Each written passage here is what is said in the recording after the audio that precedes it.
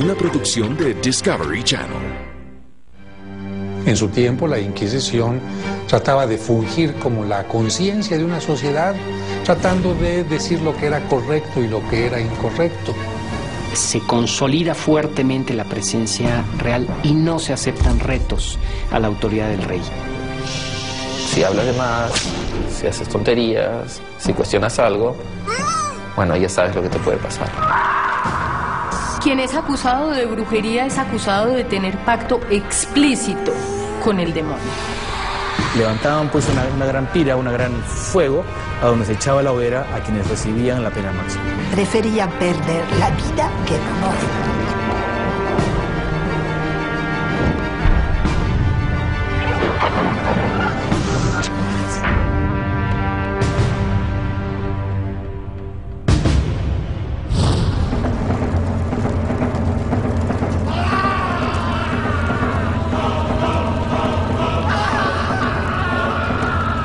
Quemar tu cuerpo es eliminarte de ese proceso, de esa creencia cristiana en la resurrección y el juicio final.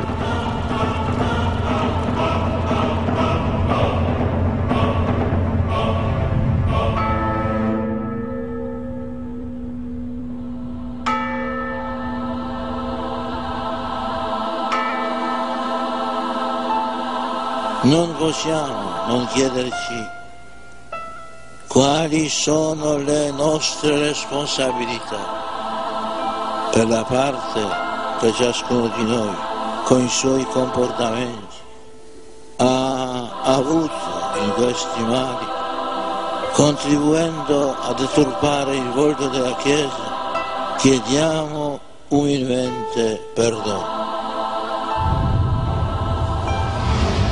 Las palabras del Papa Juan Pablo II se remontan a hechos ocurridos a lo largo de 600 años, durante los cuales la Iglesia Católica persiguió, torturó y castigó, incluso con la muerte, a miles de personas en Europa y América. Todo en nombre de la fe.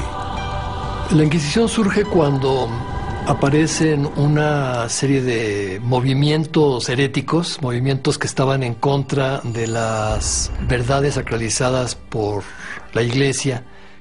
En su tiempo, la Inquisición trataba de fungir como la conciencia de una sociedad, tratando de decir lo que era correcto y lo que era incorrecto. En aquel momento se pensaba que la Iglesia tenía la mayor autoridad moral y por lo tanto a ella se le pedía que hiciera el juicio. Es en este momento, cuando se está creando la Inquisición precisamente, que se está generando también una idea de un demonio que está en todos lados, que está azuzando a la gente a idolatrar o a atacar a la Iglesia y contra el cual la Iglesia va a ejercer todo su poder. ¿Qué se hace? ¿Sí? Se crea un tribunal exprofeso, conocido por todos y claramente ordenado, para poder ver quién es inocente y culpable, y el éxito fue rotundo. Más de 300 años después de su instauración, el Santo Oficio se renueva en la España de los Reyes Católicos. La dirige el severo inquisidor Fray Tomás de Torquemada.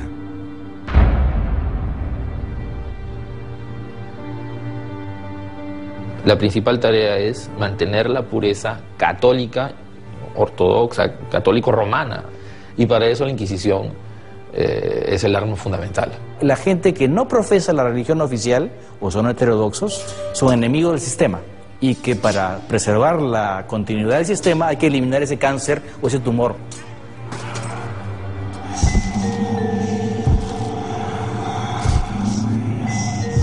Una especie de epidemia que hay que detener para poner en cuarentena a la sociedad. Y la única forma de ponerla en cuarentena es extirpar a aquellos miembros que están contaminando como una especie de enfermedad a los fieles católicos.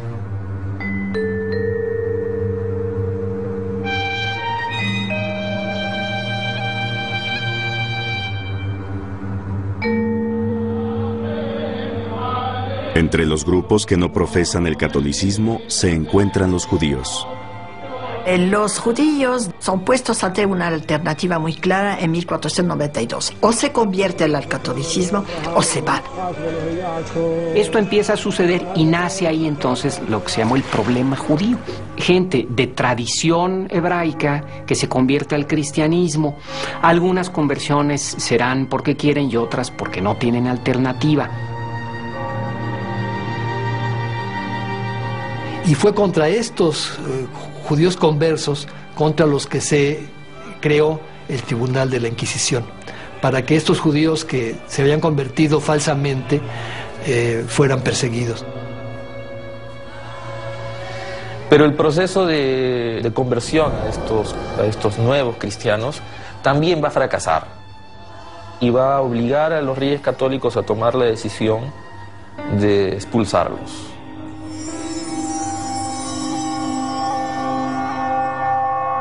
Muchos se van a Portugal, que durante unos pocos años va a tener una situación mucho más abierta, acepta a los judíos.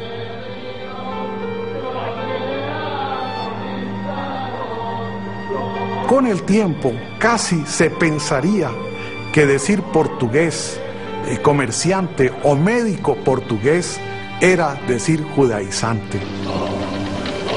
Al tiempo en que muchas familias judías abandonan sus casas, lejos de España, un expedicionario genovés, Cristóbal Colón, descubre un nuevo continente.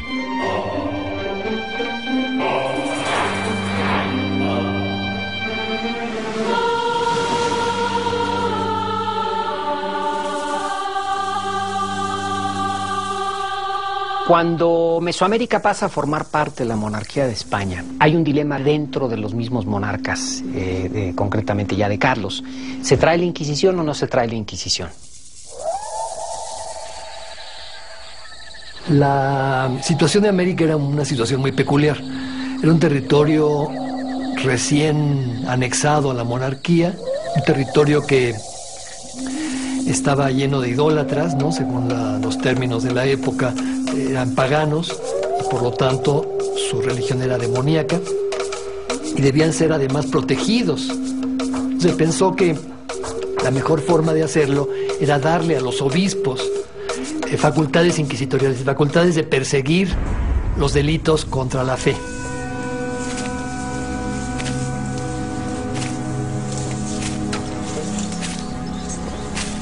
Entonces van a empezar primero contra los ex sacerdotes, que son hechiceros, graniceros, tiemperos, en fin, todos estos individuos que tenían conocimientos todavía de las antiguas prácticas y que las siguen empleando sobre todo en el terreno agrícola. La corona decidió darle el cargo inquisitorial al primer obispo, Fray Juan de Zumárraga. Entonces, la principal actividad de los frailes iba dirigida no solamente a convertir y a bautizar a los caciques, sino a encauzarlos para que no regresaran a las idolatrías, para que no siguieran idolatrando. Y dentro de este contexto surge el problema de don Carlos de Texcoco. Don Carlos es gobernador de Texcoco.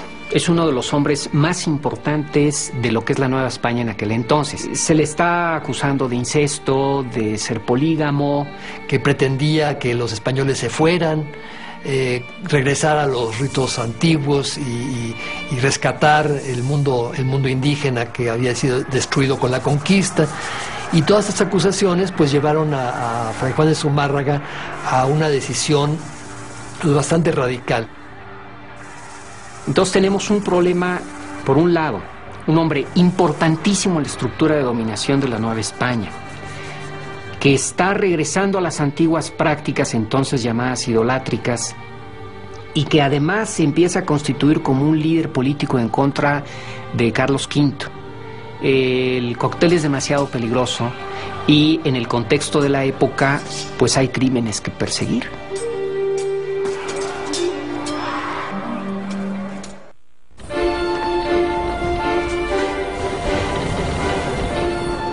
Al llegar a América, los frailes con poderes inquisitoriales se dedican a perseguir las prácticas idolátricas. Uno de los primeros sospechosos es Carlos Chichimeca Tecutli, el cacique de Texcoco. Hay sedición política, hay problemas de herejía y además es un hombre muy importante, hay que dar un castigo ejemplar.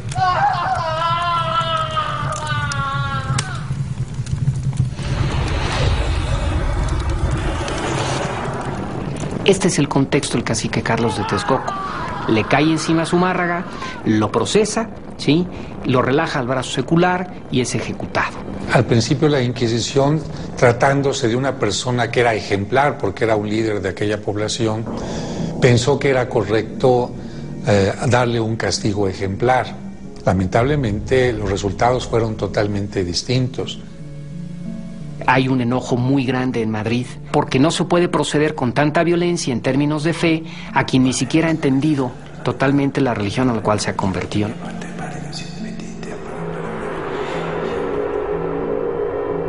A partir de ahí es cuando ya hay un repliegue de materia propiamente inquisitorial o de estos procedimientos inquisitoriales, sobre todo en su rigor, contra los indios. La bendición de nuestro Señor Jesucristo al cielo. Padre nuestro que estás en el cielo, santificado sea su nombre. Venga a nosotros tu reino. Hágase, Señor, su voluntad en la tierra como en el cielo.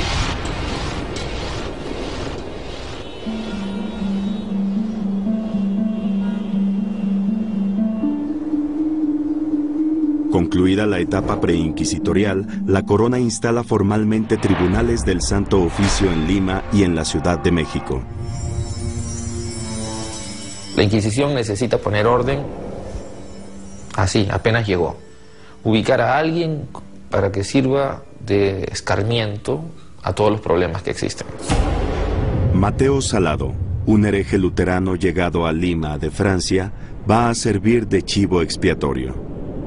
Estamos hablando de los seguidores de la Reforma Protestante, ¿no? Los seguidores de las ideas de Lutero, que cuestionan abiertamente la autoridad de la Iglesia, que puede brindar el perdón, que puede brindar la gracia divina y ser interlocutora, por tanto, de Dios. Al mismo tiempo que tenía esta herejía no católica, utilizaba ciertos conjuros o sistemas de adivinación en los cuales aparentemente hacía o echaba mano de recursos propios del mundo indígena. Se sabe que el lugar donde Mateo Salado realizaba ese tipo de adivinaciones o ejercicios supersticiosos era desde antiguo un lugar sagrado para los indígenas del Valle de Lima.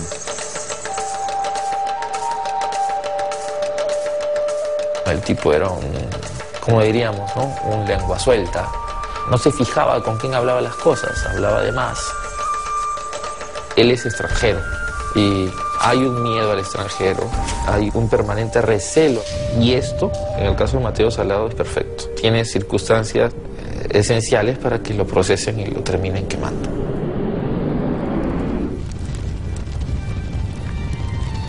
Hay que ver un poco el ambiente de esa época, ¿no? O sea, había un ambiente muy tenso, digamos, en el cual vivía la gente.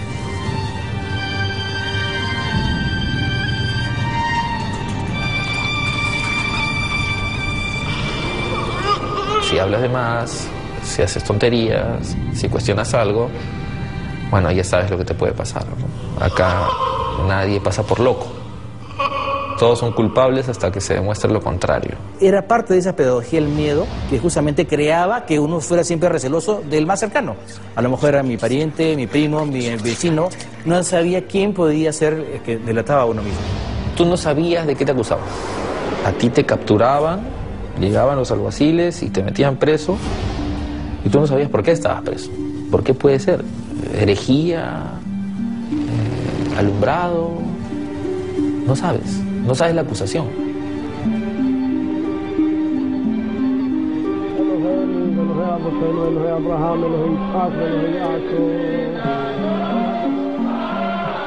En el ambiente de miedo y acusaciones imperante en Lima, los judíos portugueses son los más perseguidos. Estos grandes comerciantes están muy bien insertados, están muy bien reconocidos. Se casan, por ejemplo, con importantes criollos y criollas. Son fundamentales, por supuesto, porque para la economía de esa época ellos son los que traen los esclavos y venden los textiles. Son necesarios sí o sí, pero son criticados también. Hay varios obispos que están cuestionando la llegada de estos portugueses, de estos cristianos nuevos. Cuestionan esto porque dicen que esto puede ser un foco que puede contagiar a la sociedad.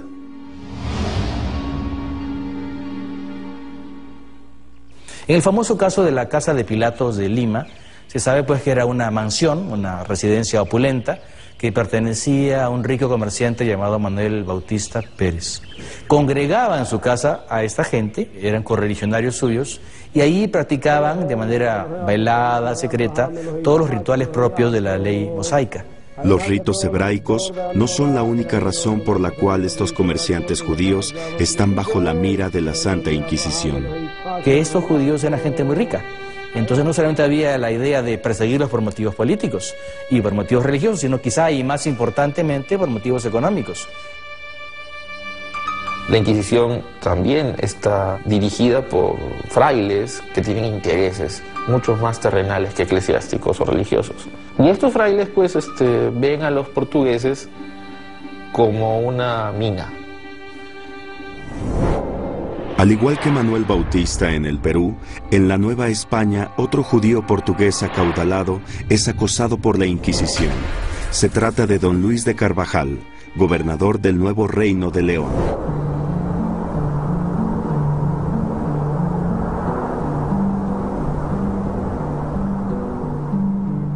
La familia Carvajal ha conquistado parte importante del norte de México. Ocupan puestos de mucho poder, dominan comercio, dominan finanzas y son gente de una influencia política muy grande. La colonización de Nuevo León trajo consigo pues una serie de conflictos de intereses con los otros colonizadores que estaban realizando actividades en el norte. Tiene mucho poder y no se quiere someter. Estira la cuerda demasiado. Si la Inquisición tiene por función marcar el límite de lo permitido, los Carvajal se pasó de ese límite.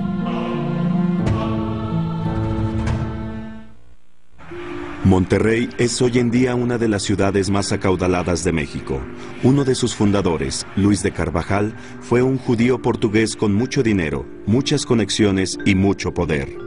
Estos atributos lo convirtieron en un blanco fácil de la Inquisición novohispana hace 4 siglos.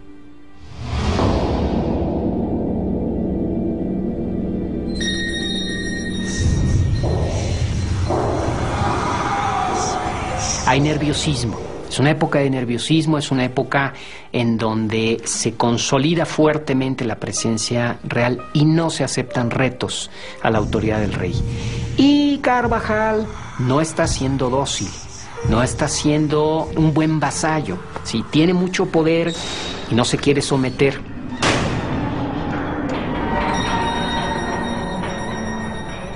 Al parecer él sí era un cristiano convencido, pero toda su familia no. Su sobrino, varias mujeres de su familia sí seguían practicando el judaísmo ocultamente. Eso era muy común en las familias de judaizantes, que algunos miembros seguían practicando el judaísmo y otros podían ser muy buenos católicos.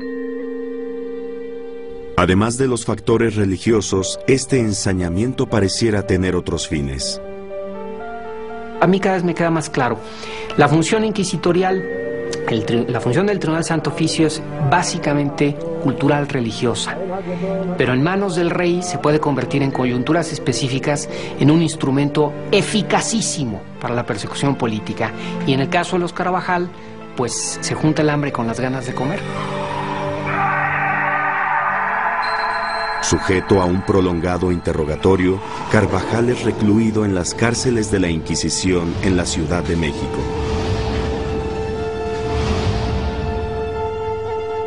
Venía el interrogatorio, que estaba a cargo del fiscal del tribunal, ¿no? Que justamente trataba de sacar la verdad del caso a la persona que estaba incursa en el supuesto delito. Cuando la cosa no marchaba bien y el reo no confesaba lo que aparentemente era un flagrante delito, venía la opción del tormento, que viene a ser la tortura. Queremos nombres. Isabel, sobrina de Luis de Carvajal, también es torturada.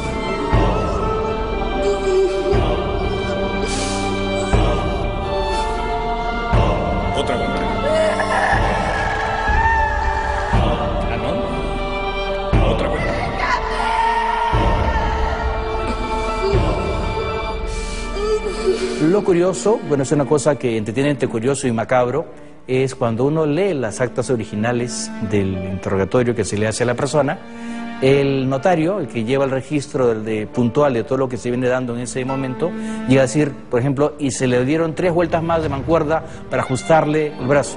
Y dice, ay, ay, ay, me duele. Y confesó.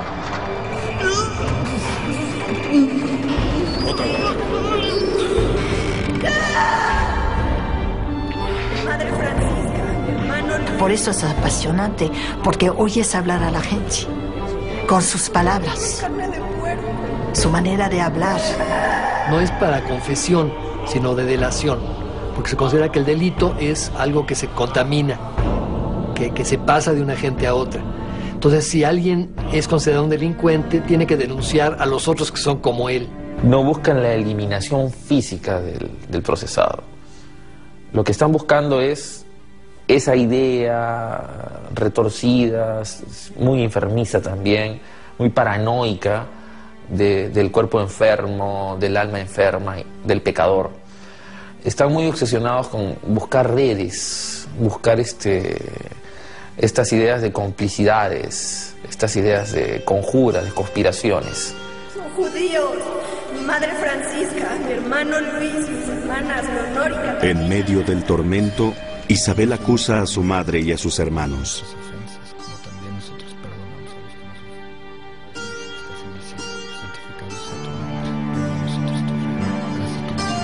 Todos son presentados en un gran auto de fe el 24 de febrero de 1590. La bendición de Dios Todopoderoso, Padre, Hijo y Espíritu. El auto de fe, estamos hablando de una celebración pública donde se va a penitenciar, es decir, se va a castigar públicamente a estos individuos que corrompen a la sociedad. Se levantaban tarimas con bancas, tribunas. Asistía el virrey, los oidores, el cabildo eclesiástico, el cabildo civil, la audiencia y el pueblo llano.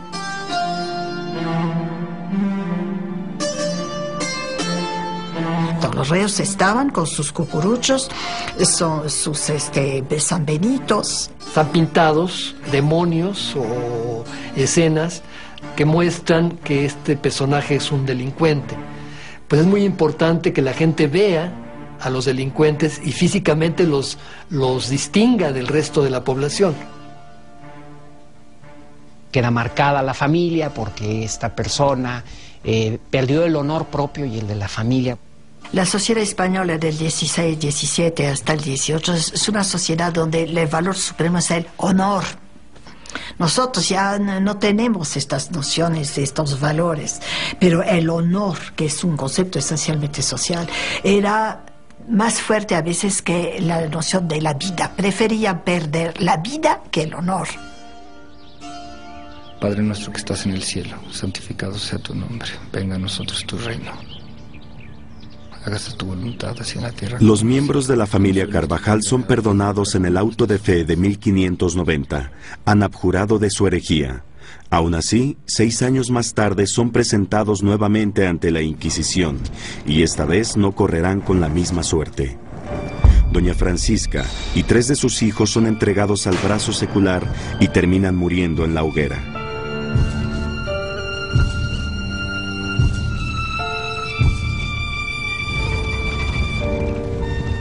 Se podría decir que la ceremonia del auto de fe tiene 2 partes, ¿no? Una parte religiosa y una parte civil o secular, para que justamente la iglesia no se contamine de la sangre o del fuego que termina con la vida de esa persona. Era una hipocresía. La iglesia no se quería ensuciar las manos, los entregaba a la justicia civil. El fuego dentro de la iglesia tiene 2 connotaciones. Por una parte puede ser la purificación y por otra parte la destrucción. Significa que la persona se está destruyendo y está destruyendo a los demás. Volver ceniza y dispersar la ceniza al viento traen consigo que ese cuerpo no va a ser enterrado en un lugar sagrado y por lo tanto no va a estar disponible para la resurrección final.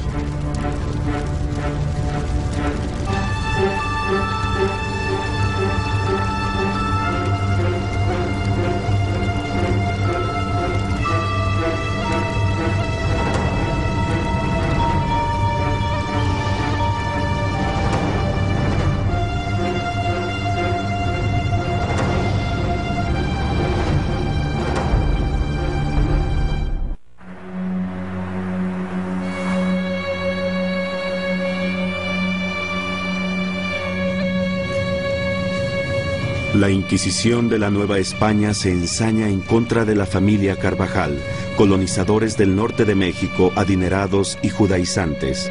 En nombre de la fe, Francisca de Carvajal y 3 de sus hijos son condenados a muerte.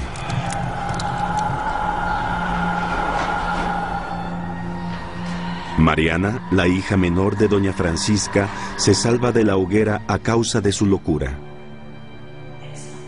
En cuanto a don Luis, el exgobernador del nuevo Reino de León, su conversión al cristianismo convence al Santo Oficio. Se libra de la muerte, pero no del destierro. Creo que murió pobre, perdió todos sus títulos, la riqueza que había acumulado en Nuevo León, y creo que murió de viejo y de pena.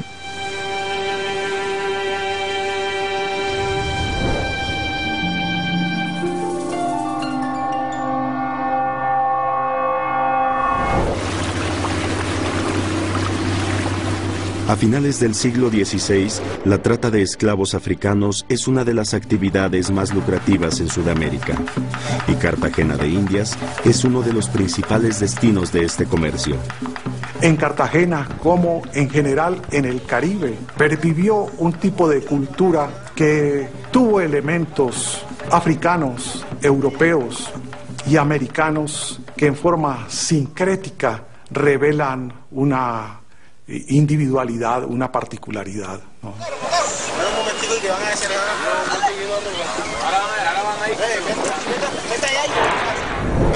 La fundación del Tribunal de la Inquisición en Cartagena se llevó a cabo en 1610 en un intento de aliviar la gran extensión territorial que tenía el Tribunal de México y el Tribunal de Lima. Era evidente que 2 tribunales tan separados, tan distantes como el de México y el de Lima, no podían cubrir la totalidad del territorio del continente americano. Se requería otro u otros tribunales para asegurar la tarea del Tribunal de Inquisición.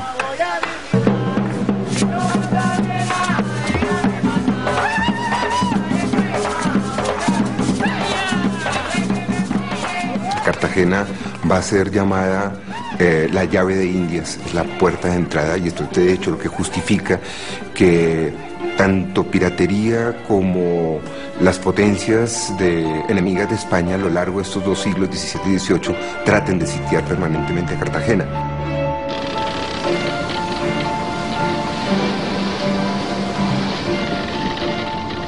Como hay piratas holandeses, franceses, ingleses que llegan a abordar las costas, la corona española busca evitar la contaminación por las doctrinas heréticas protestantes.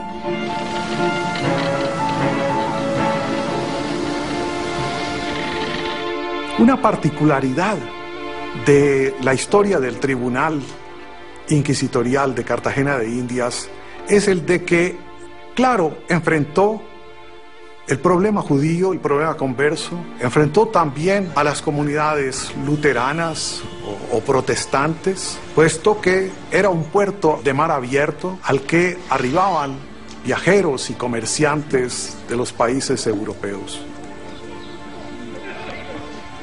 El problema fue que empezó a aparecer otra problemática más compleja con la llegada cada vez más numerosa de esclavos africanos a Cartagena y al interior del territorio del nuevo Reino de Granada.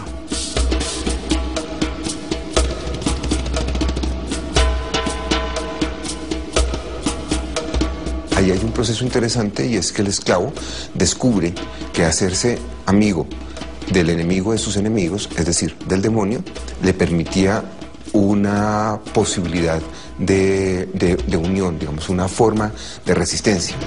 Y estos son los casos que son muy frecuentes en el Tribunal de la Inquisición.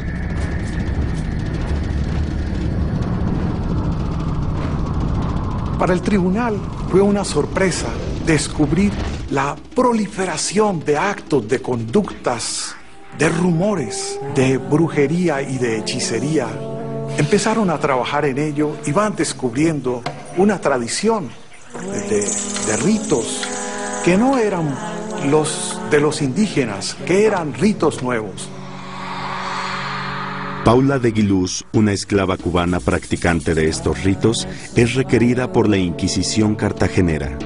Cuando llega a Cartagena, pues en su primer proceso le preguntan si ella practica este tipo de artes diabólicas y si ella tiene pactos con el demonio, y ella le dice a los inquisidores, ella le dice, mire, yo siento mucho, pero yo lo que soy es una maestra en el arte del bien querer.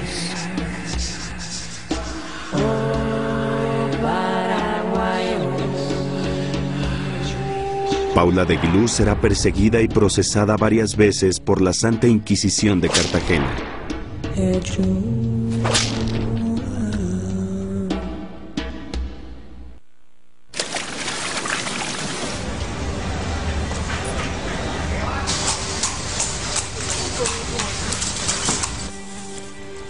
Paula de Guiluz, una hechicera nacida en Cuba, es requerida por la Santa Inquisición de Cartagena. Debido a la fuerte presencia de piratas y esclavos africanos en esa ciudad, este tribunal está muy atento a la presencia de herejes, hechiceros y brujos. La hechicería es un tipo de actividad que busca resolver hechos cotidianos de la vida de la gente, de los hombres y de las mujeres, como por ejemplo conseguir un buen amor, hacer que el marido esté completamente atontado y no oiga que la mujer está con su amante en la misma cama, o recuperar un objeto de plata que ha sido robado, o descubrir una mina.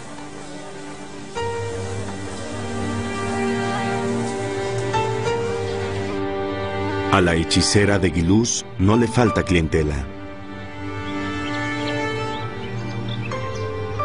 Entonces ella tiene un mercado amplísimo, ¿verdad? De estas mujeres que son muy ricas, que son mujeres de sociedad, mujeres españolas que al llegar a América vivían pues unos conflictos emocionales y pasionales y sentimentales y matrimoniales muy complicados porque sus esposos tenían pues muchas amantes y concubinas entre las esclavas en las casas, y estas mujeres acuden a Paula para comprarle los servicios, ¿verdad? Para que los maridos volvieran a ser fieles y amorosos y ardorosos y pasionales con las esposas españolas. La Santa Inquisición le imputa a de Guiluz cargos que van más allá de la hechicería. Quien es acusado de brujería es acusado de tener pacto explícito con el demonio.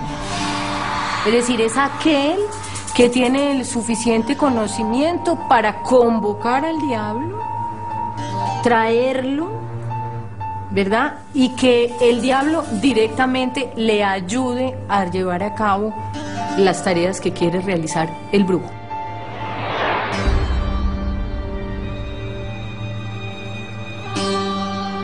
Paula fue acusada de bruja y de hechicera, de las dos cosas. Su castigo, 200 azotes.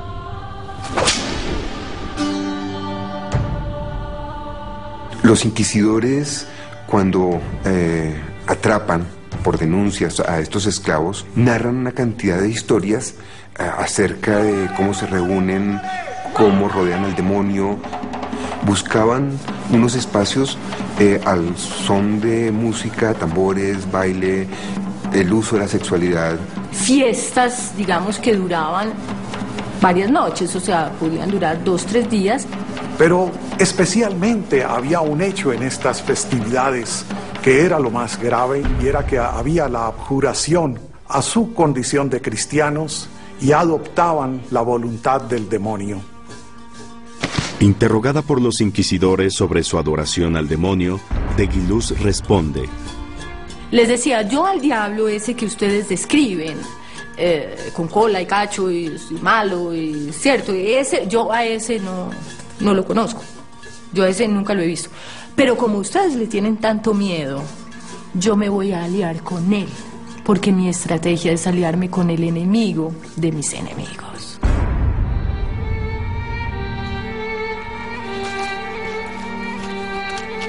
Procesada varias veces por la Inquisición, Paula de Guiluz desaparece, al menos de los registros del Santo Oficio de Cartagena.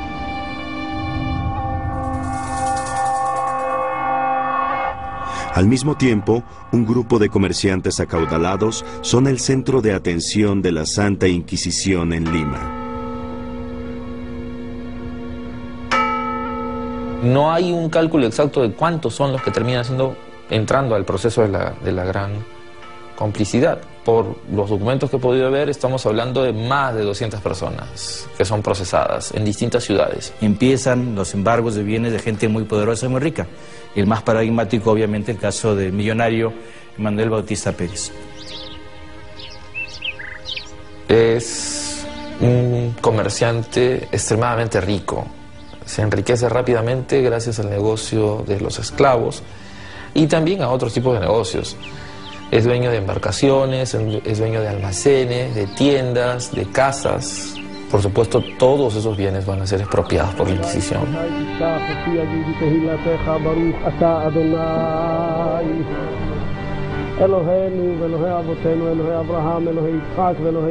Confiscados sus bienes y encarcelados, los miembros de la gran complicidad no renuncian a su devoción. Saben que van a ser relajados, es decir, quemados. Sencillamente lo que hacen es reafirmar y decir, sí, pues soy judío.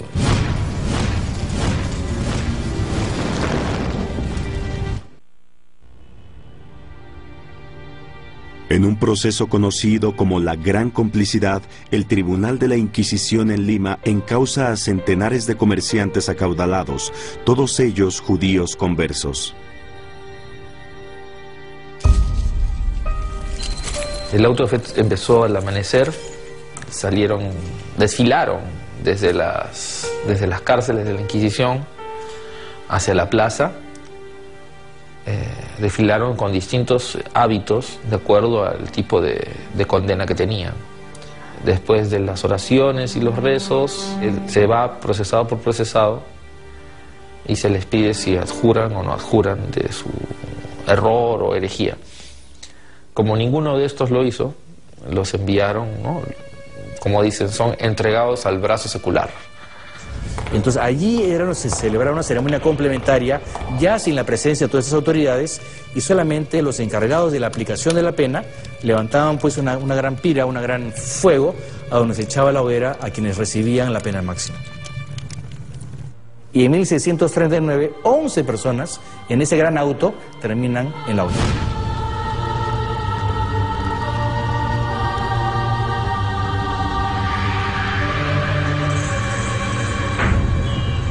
4.200 kilómetros al norte de Lima, en la Ciudad de México, otra condena pesa sobre Mariana de Carvajal.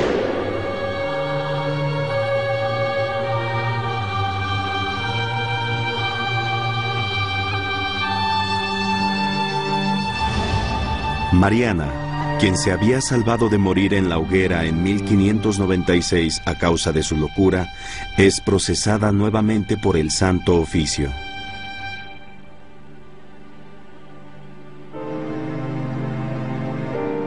La Inquisición jurídicamente no acepta la idea de la locura. Y al no aceptarla, ve en esta gente la reafirmación del delito. Así de simple. Y terminan siendo procesados. La debo de condenar y condeno a que sea llevada por las calles públicas de esta ciudad y sea quemada en vivas llamas de fuego hasta que se convierta en ceniza y de ella no haya ni quede memoria.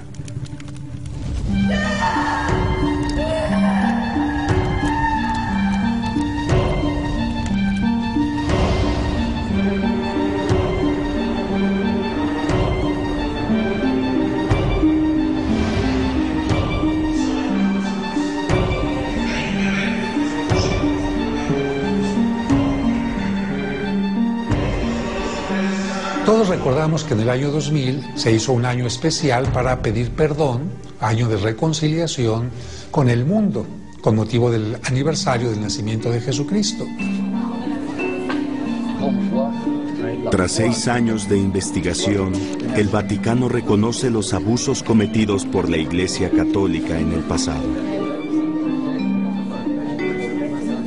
El que Ratzinger y Juan Pablo II hayan elaborado todo un documento para pedir perdón sobre estos excesos de la Inquisición y otros problemas de la historia de la Iglesia, tiene una función muy importante. La función es esta: si se va a entrar al tercer milenio a proponer el Evangelio, y el Evangelio es de paz, era muy necesario purificar, ¿sí?, la memoria histórica, pidiendo perdón por errores cometidos, para después poder proponer la fe exenta de toda violencia.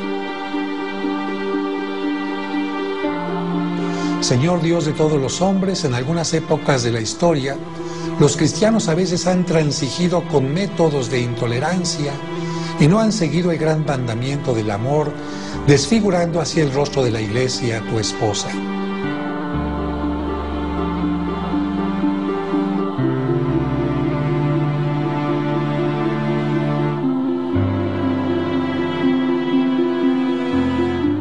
Lo que dice el Papa, al final de cuentas, no va a aliviar en nada las almas de aquellos que fueron brutalmente procesados por la Inquisición. No podemos juzgar con nuestros sistemas de valores contemporáneos acciones de otros sujetos, católicos, protestantes, lo que sea, ejercidos en un espacio donde las condiciones mentales, las condiciones culturales y la mentalidad es completamente distinta. Todo el mundo pensaba lo mismo. Salvar el alma, la salvación eterna. Es algo que ya no podemos entender. Entonces, que el Papa haya pedido perdón me parece que no tiene sentido. Las palabras del Papa de pedir perdón no son porque no se comprenda la situación de la época de la Inquisición, que la podría justificar de alguna manera, sino precisamente por lo que mucha gente tiene en su mente, equivocadamente, de lo que fue la Inquisición.